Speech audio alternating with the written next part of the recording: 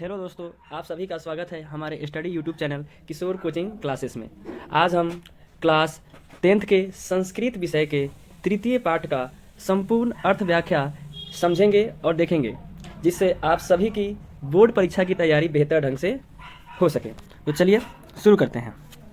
लिखा है तृतीय पाठ अर्थात तीसरा पाठ। यह जो हम पाठ पढ़ रहे हैं वह पीयूषम जो आपकी संस्कृत पुस्तक है उसका तीसरा पाठ है। पाठ का नाम है अलस कथा। जैसा कि आप नाम से ही देख रहे हैं स्पष्ट है, अलस कथा अर्थात आलसियों की कथा यहाँ पर प्रस्तुत की गई है। यहाँ लिखा है अयम पाठ विद्यापति कृतस्य कथा ग्रंथस्य पुरुष परीक्षा इति नामकस्य अंश विशेषो वर्तते। फिर से देखते हैं, लिखा है अयम पाठ अर्थात यह पाठ। अयम का अर्थ होता है यह। अयम पाठ विद्यापति। विद्यापति एक बहुत बड़े मैथिली कवि थे। विद्यापति की रचना, कृति मतलब होता है रचना, कथा ग्रंथस्य पुरुष परीक्षा इति नामकस्य, पुरुष परीक्षा नाम के कथा ग्रंथ का अंश विशेष है। अंश का मतलब होता है भाग है। अर्थात यह पाठ विद्यापति द्वारा रचित कथा ग्रंथ पुरुष परीक्षा से संकलित है। पुरुष परीक्षा सरल संस्कृत भाषायां कथारूपेण विभिन्नानां मानव गुणानां महत्वं वर्णयति। पुरुष परीक्षा संस्कृत भाषायाम सप्तमी एक वचन का रूप है। यदि आप लोग लता शब्द रूप पढ़े होंगे तो पता होगा। भाषायाम में सप्तमी एक वचन का रूप है। सप्तमी का चिन्ह हम जानते हैं क्या होता है, में। अर्थात पुरुष परीक्षा में सरल संस्कृत भाषा में कथा रूपेण यानी कथा रूप के द्वारा विभिन्न मानवीय गुणों के महत्व का वर्णन किया गया है। अर्थात जो विद्यापति की जो रचना है पुरुष परीक्षा, उसमें सरल संस्कृत भाषा में अर्थात आसान संस्कृत भाषा में कथाओं के माध्यम से मानवीय गुणों का महत्व को दर्शाया गया है। लिखा है दोषानाम च निराकारणाय शिक्षाम ददाति। और च का मतलब होता है और, दोषानाम मतलब दोषों का अर्थात अवगुणों का, निराकारणाय, निराकारणाय का मतलब होता है निराकार के लिए अर्थात उनके उपाय के लिए, शिक्षाम ददाति शिक्षा भी देती है।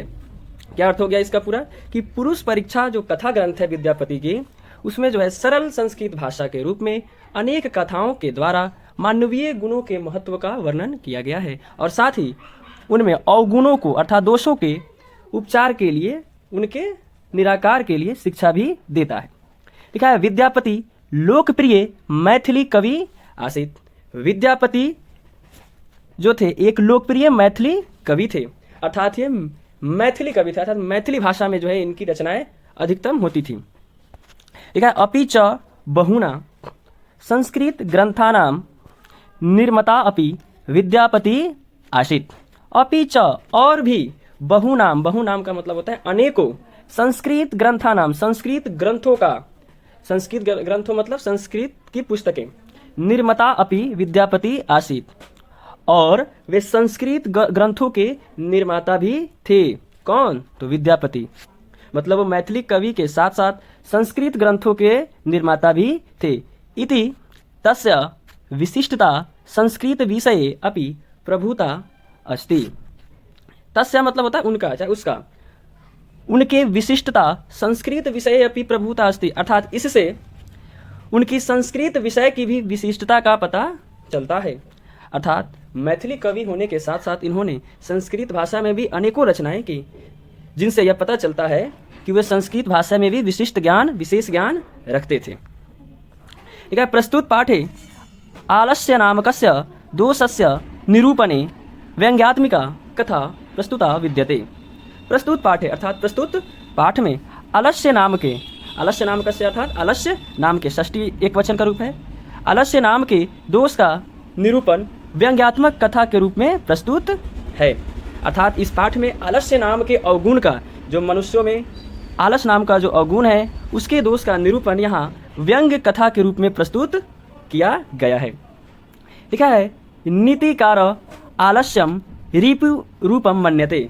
रिपु रूपम, रिपु रूपम का मतलब होता है दुश्मन या शत्रु। अर्थात नीतिकार आलस्य को शत्रु के समान मानते हैं।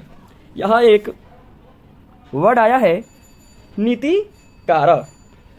नीतिकार क्या होता है? अर्थात नीतिकार किसको बोलते हैं? नीतिकार वैसे व्यक्तियों को कहा जाता है जो अपने कथाओं या अपनी रचनाओं के माध्यम से हमें उपदेश देते हैं।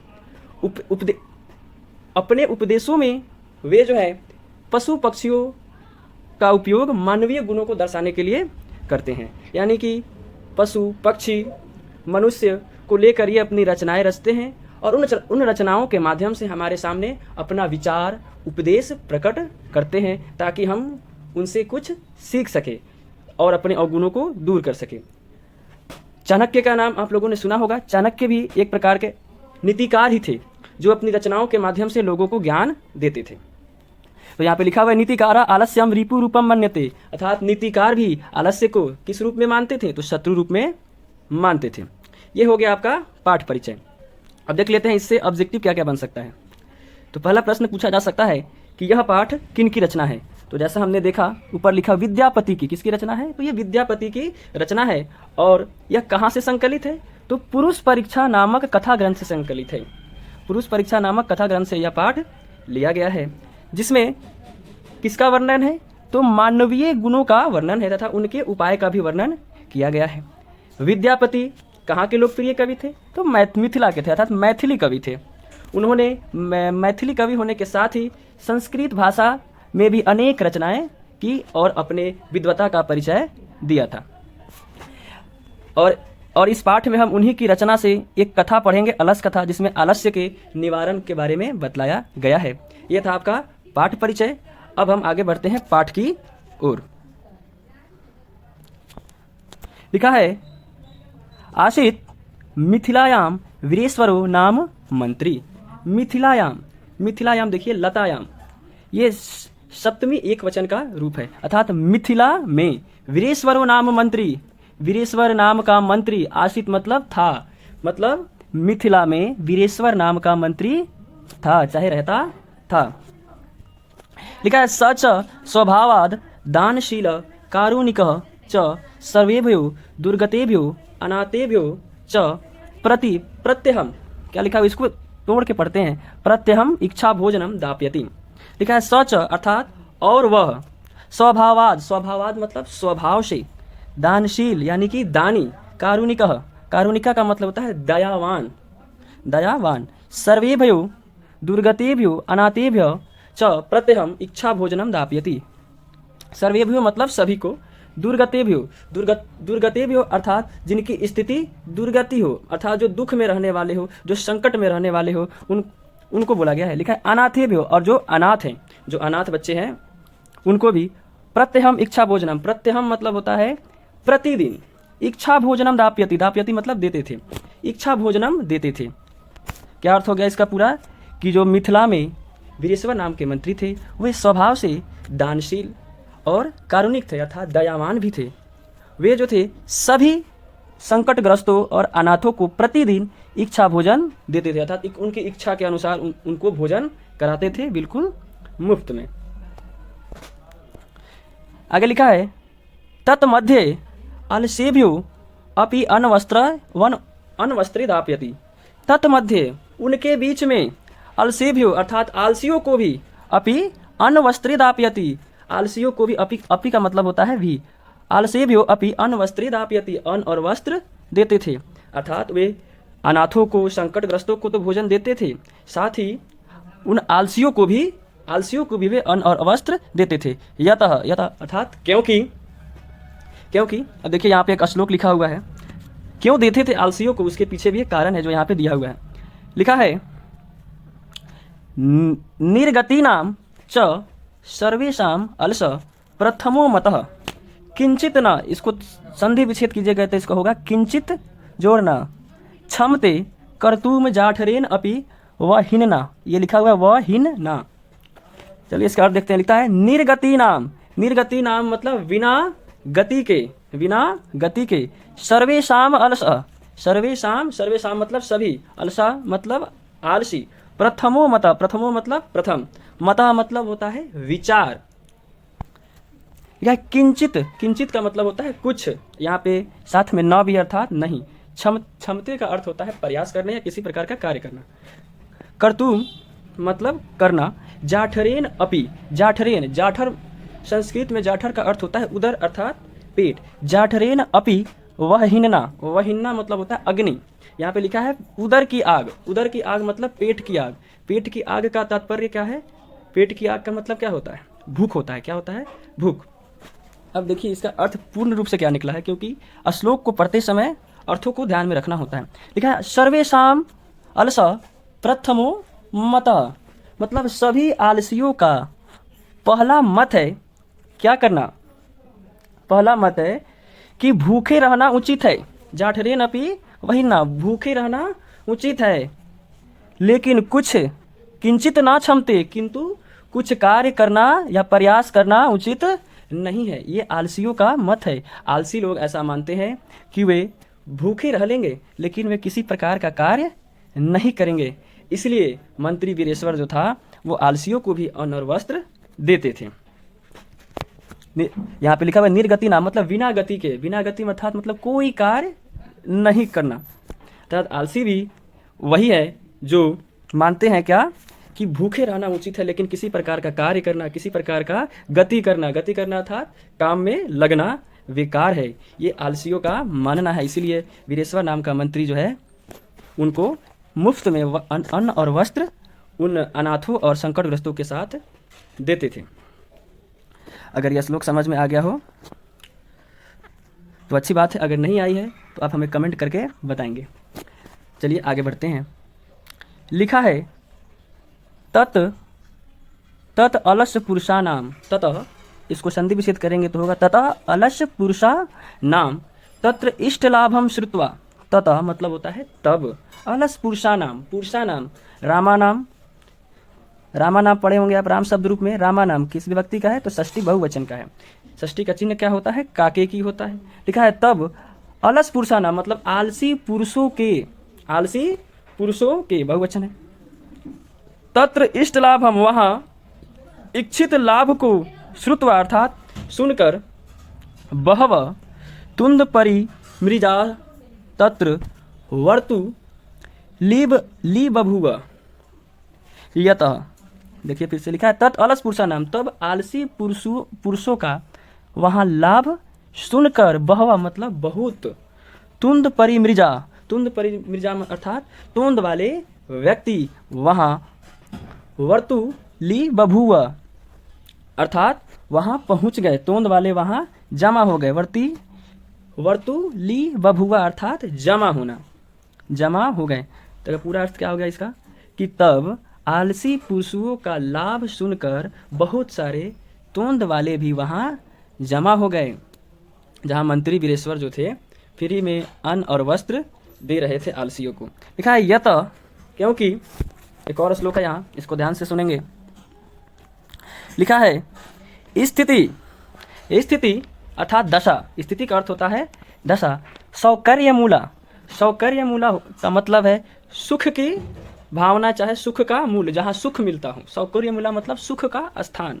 ही सर्वेषाम अपि समहते, ही मतलब होता है इस अवश्य, सर्वेषाम अपि समहते, सर्वेषाम, सर्वेषाम मतलब सभी, अपि का मतलब होता है भी, समहते मतलब संगठित होना, एक साथ जुट जाना।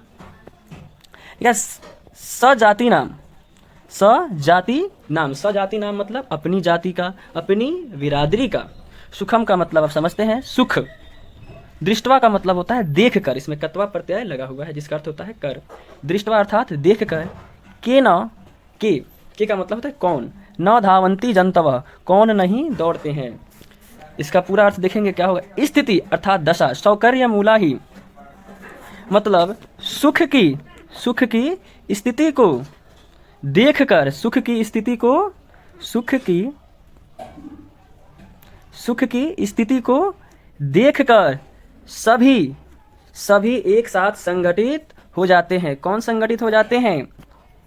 सजाति नाम, अपनी जाति के लोग, मतलब जिसकी, मतलब जिस जाति का भला हो रहा हो वे सभी जाति जो है एक साथ जुट जाते हैं। यहाँ जो सजाति नाम लिखा हुआ किसके लिए उपयोग किया गया है? यहाँ पे आलसियों की बात हो रही है। जो आलसी लोग जो है अपने जैसे आलसियों का सुख देख कर जो है वह जो है एक साथ इकट्ठे हो गए हैं। वही यहाँ पे लिखा हुआ है कि अपनी जाति का सुख देखकर ऐसा कौन है जो उसके पीछे नहीं जाता हो। अर्थात सभी जो है अपने बिरादरी का, अपनी जाति का सुख देखकर उसके पीछे जाते हैं, जहाँ पे सुख मिल रहा हो, जहाँ पे उनकी भलाई हो, वे सभी जो है उसके पीछे दौड़े चले जाते हैं संगठित होकर। चलिए आगे बढ़ते हैं। आगे लिखा है पश्चाद अलसानाम। पश्चात अलसानाम, पश्चात अर्थात बाद में, अलसानाम मतलब आलसियों के, सुखम दृष्टवा अर्थात सुख को देखकर, धूर्ता, धूर्त किसको बोलते हैं? धूर्त अर्थात कपट, जो ठग व्यक्ति होता है उसको धूर्त बोलते हैं। अपि कृत्रिम आलस्यम दर्शयित्वा भोजयम गृह्णन्ति। पश्चात अलसानाम, बाद में आलसियों का सुख देखकर धूर्त भी, अपि का मतलब भी, धूर्त भी अर्थात ठग लोग भी, कृत्रिम आलस्य मतलब, कृत्रिम का मतलब क्या? बनावटी आलस्य का दिखावा करके या दिखा करके भोजन ग्रहण करने लगे। जब मंत्री वीरेश्वर जो थे वो आलसियों को अन्न और वस्त्र देने लगे, तब कुछ धूर्त लोग भी, कुछ कपटी लोग भी जो थे, इसका फ़ायदा उठाने के लिए वो चले आए कि उन्हें भी इसका लाभ मिल पाए। वे जो है स्वभावतः आलसी नहीं थे, लेकिन अपना लाभ देख करके वे जो है बनावटी आलस्य का दिखावा करके वहाँ चले आए। चलिए देखते हैं आगे।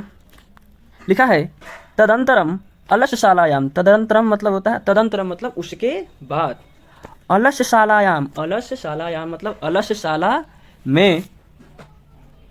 अलस्यशाला में बहुद्रव्यम, बहु का मतलब होता है बहुत, बहुद्रव्यम का मतलब हो गया यहाँ पे कि द्रव्य, अर्थात यहाँ पे द्रव्य का अर्थ यहाँ पे पानी से नहीं है, अर्थात पैसे से है, धन से है। बहुद्रव्यम दृष्टवा अर्थात बहुत धन के खर्च को देखकर, दृष्टवा अर्थात देखकर, तत् नियोगी पुरुषई परामृष्टम, नियोगी पुरुषम का मतलब होता है संयमी पुरुष, संयम पुरुष मतलब विचारशील पुरुष। पुरुषई तृतीया बहुवचन है, पुरुषई मतलब तृतीया बहुवचन अर्थात के द्वारा, से द्वारा चिन्ह होता है उसका, यानी तब जो है नियोगी पुरुषों के द्वारा परामृष्ट किया गया अर्थात विचार किया गया। कि यत अक्षम बुद्धया अर्थात बुद्धि से हीन, करुणया केवलम अलसेभ्य स्वामी वस्तुनि दापयति। अर्थात बुद्धि से हीन पर करुणा करके, करुणया मतलब करुणा के द्वारा, केवल आलसियों के लिए स्वामी वस्त्र देते हैं। अर्थात जो बुद्धि से हीन है और जो आलसी हैं उन्हें ही स्वामी जो है सिर्फ वस्त्र देते हैं।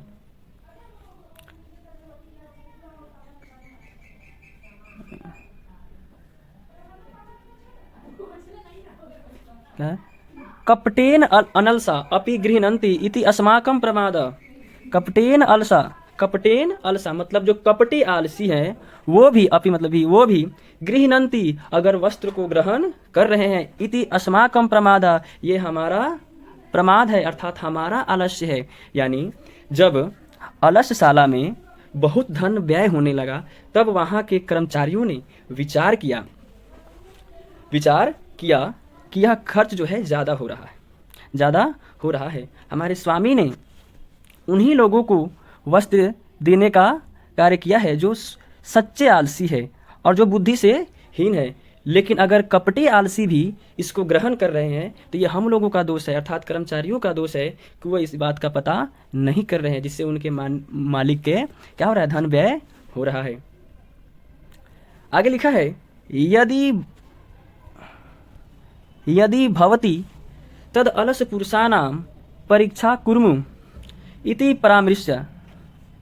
यदि भवति तद अलस पुरुषाणां, यदि संभव हो तो तद अलस पुरुषाणां, तब आलसी पुरुषों का परीक्षा करनी चाहिए, आलसी पुरुषों की परीक्षा करनी चाहिए। इति परामृश्य मतलब, इति का मतलब होता है ऐसा, परामृश्य अर्थात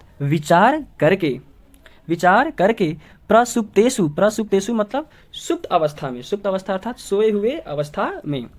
यहाँ पे सप्तमी बहुवचन है, प्रसुप्तेषु बालकेषु जैसा लिखा है। अलस्यशालायाम मतलब अलस्यशाला में, तत् नियोगी पुरुषा तब नियोगी पुरुषों द्वारा वह हिननम दापयित्वा निरूपयामाशु। निरूपयामाशु मतलब होता है जांच करना, दापयित्वा मतलब लगाना, वह हिन्नम का मतलब होता है आग लगा करके जांच किया गया। अर्थात जब नियोगी पुरुषों ने क्या किया, विचार किया कि आलसियों की परीक्षा ली जाए कि कौन जो है सचमुच का आलसी है, कौन जो है कपटी आलसी है, ताकि उनके स्वामी का धन व्यय कम किया जा सके। ऐसा विचार करके वे जो है अलसशाला में क्या करते हैं, आग लगा करके उन आलसियों की परीक्षा लेते हैं जब सभी आलसी जो है सोए हुए थे।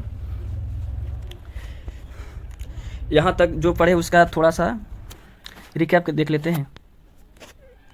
हमने क्या पढ़ा अभी तक कि यह पाठ जो है विद्यापति के द्वारा लिखी गई पुरुष परीक्षा कथा से संकलित है, जहाँ मानवीय गुणों का वर्णन किया गया है। इस कथा में यह बताया गया है कि मिथिला में एक वीरेश्वर नाम के मंत्री थे जो स्वभाव से काफ़ी दानशील और दयावान थे।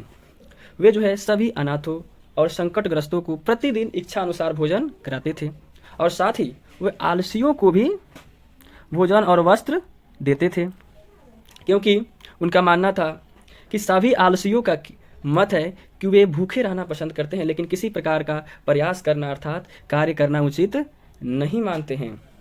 तभी जो है आलसियों पुरुषों के लाभ सुनकर बहुत सारे तोंद वाले व्यक्ति जो थे वहाँ आ पहुँचे, क्योंकि कहा गया है कि अपनी जाति का लाभ सुनकर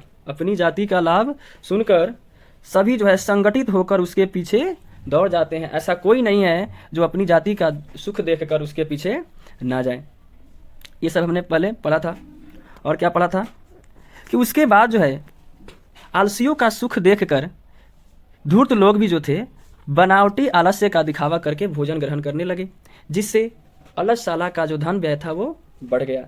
तब जो है किसी संयमी पुरुष द्वारा सलाह दिया गया कि आपके स्वामी जो हैं वो वस्त्र उन्हीं को दे रहे हैं, अन्न उन्हीं को दे रहे हैं जो सचमुच के आलसी है, जो सचमुच से बुद्धि से हीन है। अगर कपटी लोग भी, ठग लोग भी अगर ये ग्रहण कर रहे हैं तो ये हम लोगों का दोष है, अर्थात हम कर्मचारियों का दोष है। तभी जो है ये सभी कर्मचारी जो है विचार करके उनकी परीक्षा लेने का प्रयास करते हैं। और क्या करते हैं परीक्षा के लिए, ये जो है सोई ही अवस्था में जब सारे आलसी सो रहे होते हैं अलसशाला में, तब जो है ये जो है अलसशाला में आग लगा देते हैं ताकि सच्चे आलसियों का पता चल जाए, अर्थात वास्तविक आलसियों का पता चल जाए।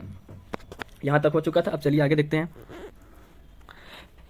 लिखा है ततो गृह लग्नम प्रवृद्धमग्निम दृष्टवा धूर्ता सर्वे पलायिता। ततो मतलब तब, गृह लग्नम मतलब घर में लगे हुए, प्रविधम मतलब फैली हुई, अग्निम दृष्टवा मतलब आग को देख करके, धूर्ता सर्वे मतलब सभी, धूर्ता मतलब वही ठग लोग जो सभी ठग थे, पलायिता मतलब पलायन कर गए।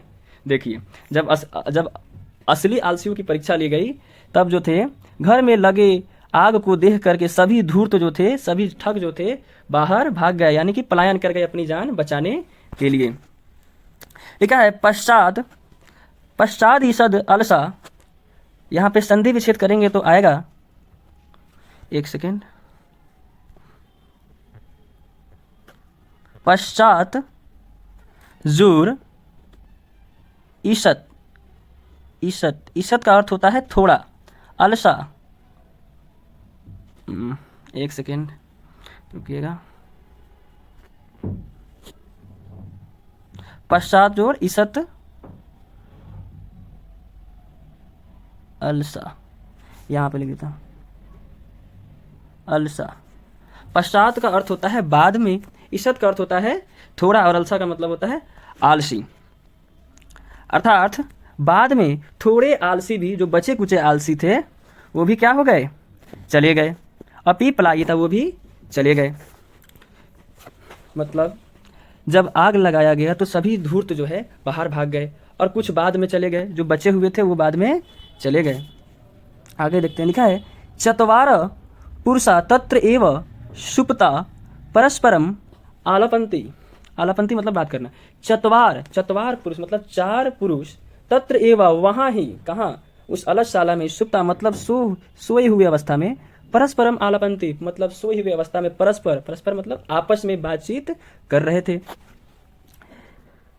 एकेन वस्त्रा वृत्त मुखेन उक्तम, एकेन मतलब एक के द्वारा, मतलब जो 4 पुरुष सोए हुए थे उसमें से एक जो है वस्त्रावृत मुखेन उक्तम, मतलब वस्त्र से ढके हुए मुख से बोला, मतलब चादर लपेटे हुआ था अपने सिर पे और अंदर से ही बोल रहा था, अहो कथमयम कोलाहला, अरे यह हल्ला कैसा है। मतलब जब आग लगाया गया तो सभी हड़कंप मचा हुआ था, सभी आलसी जो है भाग रहे थे, जो धूर्त लोग थे। तो उसी में से पहला बोलता है वस्त्र से ढके हुए मुख से कि अरे यह हल्ला कैसा है। दूसरा बोलता है द्वितीय न उक्ता, मतलब दूसरा बोला, तर्कयते यद अस्मिन गृहे अग्नि लग्नो अस्ति। दूसरे ने कहा कि इस घर में आग लगी हुई है। तर्कयते यद अस्मिन, मतलब इस घर में आग लगी है, ये दूसरा बोलता है। लिखा है तृतीय न उक्तम, तब तीसरा बोलता है को अपि, मतलब कोई भी, तथा धार्मिको नास्ति, अर्थात कोई भी धार्मिक नहीं है। यह इदानीम जलार्दयवासो भी कटई वासमान प्रावृणोति।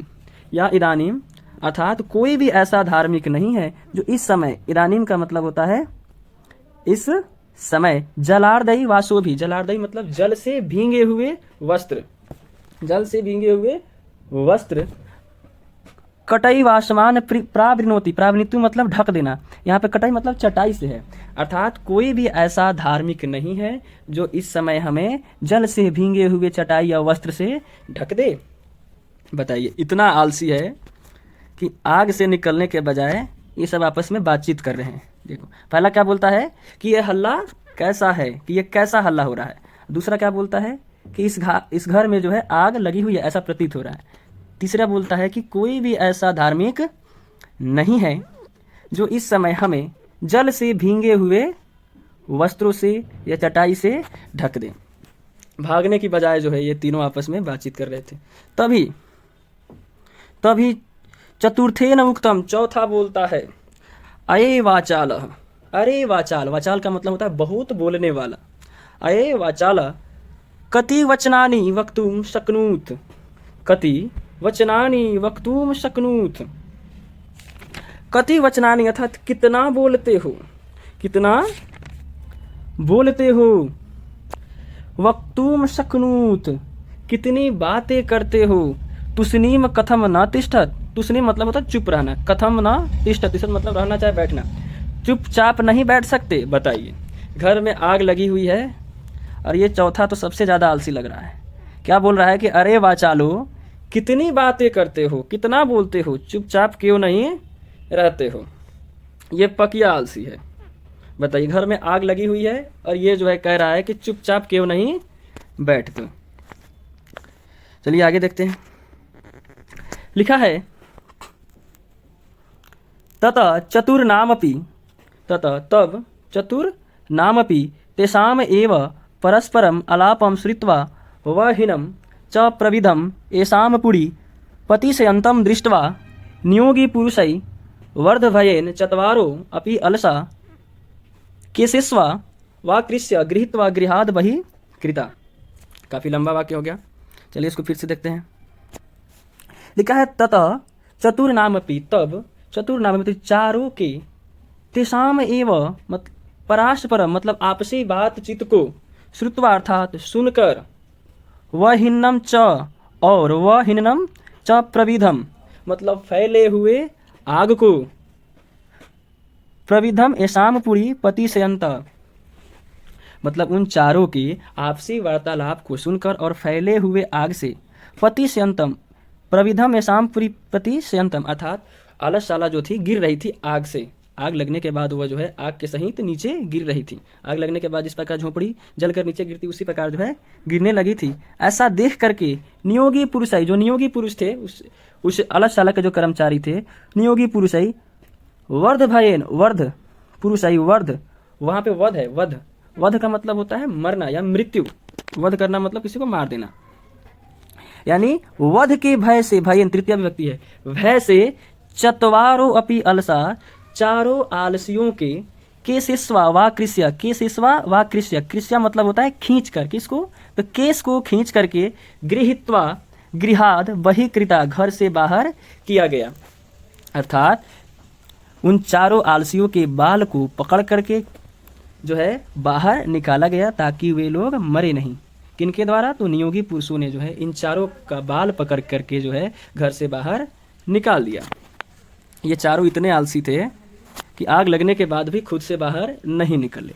तब जो है नियोगी पुरुष अर्थात उस अलसशाला के जो कर्मचारी थे वह जो है भय से इन चारों को बाल पकड़ करके जो है बाहर निकाल देते हैं। लिखा है पश्चात अनालोक्य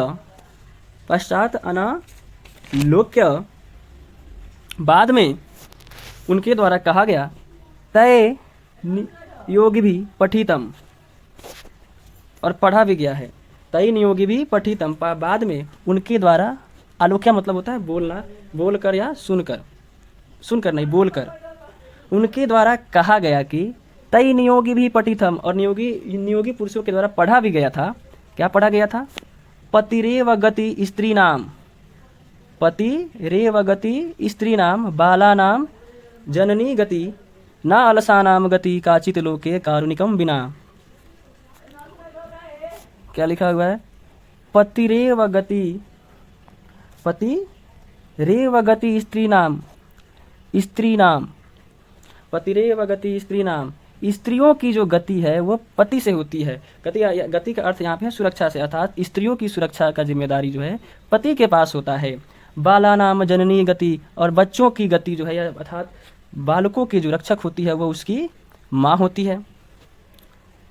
ठीक उसी प्रकार न अलसा नाम गति काचित लोके कारुणिकम बिना, न अलसाना मतलब आलसियों की गति, काचित लोके कारुणिकम बिना, कारुणिकम का मतलब बताया शुरू में ही कि दयावान, अर्थात दयावान के बिना आलसियों की गति नहीं होती है। अर्थात दयावान व्यक्ति ही आलसियों की भलाई करते हैं। जिस प्रकार स्त्री की रक्षा उसका पति करता है और एक बालक की रक्षा जो उसकी माँ करती है, ठीक उसी प्रकार आलसियों की रक्षा जो है कारुणिक के बिना अर्थात दयावान व्यक्ति के बिना संभव नहीं होता है। जिस प्रकार बच्चे का जीवन माता के बिना अधूरा है, स्त्री का जीवन पति के बिना अधूरा होता है, उसी प्रकार आलसी लोगों का जो जीवन है वह दयावान व्यक्ति के बिना मुश्किल होता है। आगे है, लिखा है पश्चातेषु चतुर्स्व अलसेषु ततो अपि अधिकतरम वस्तु मंत्री दापयामास। पश्चातेषु मतलब बाद में, चतुर्ष अलसेषु, हाँ चतुर्षा अलसेषु ततो अपि अधिकतरम, चारों आलसियों को तत अपि अधिकतरम तब अधिक वस्तु मंत्री दापयामास, तब जो है मंत्री के द्वारा चारों को और अधिक वस्तु दिया जाने लगा। कब? जब पता चला कि ये चारों जो है सबसे ज़्यादा आलसी है, तब जो है मंत्री के द्वारा इन्हें और अधिक जो है वस्त्र दिया जाने लगा। तो आप लोगों ने देखा ये कथा काफ़ी रोचक थी और हंसने वाली भी थी, और यह सिखाने वाले भी पाठ है कि हमें आलस नहीं करना चाहिए। आलस जो है मनुष्य को दूसरे के ऊपर निर्भर बना देती है। जब आप किसी दूसरे के ऊपर निर्भर हो जाएंगे तो आपका जीवन जो है इन आलसियों की तरह कठिन हो जाएगा। इसलिए हमें आलस्य का त्याग कर देना चाहिए, क्योंकि आलस्य ही मनुष्य का सबसे बड़ा दुश्मन है। तो मिलते हैं अगले वीडियो में। अगर आपको ये वीडियो अच्छी लगी हो और समझ में आई हो तो अपने दोस्तों के साथ भी शेयर करेंगे। तब तक के लिए बाय। आपका दिन शुभ हो। धन्यवाद। जय हिंद।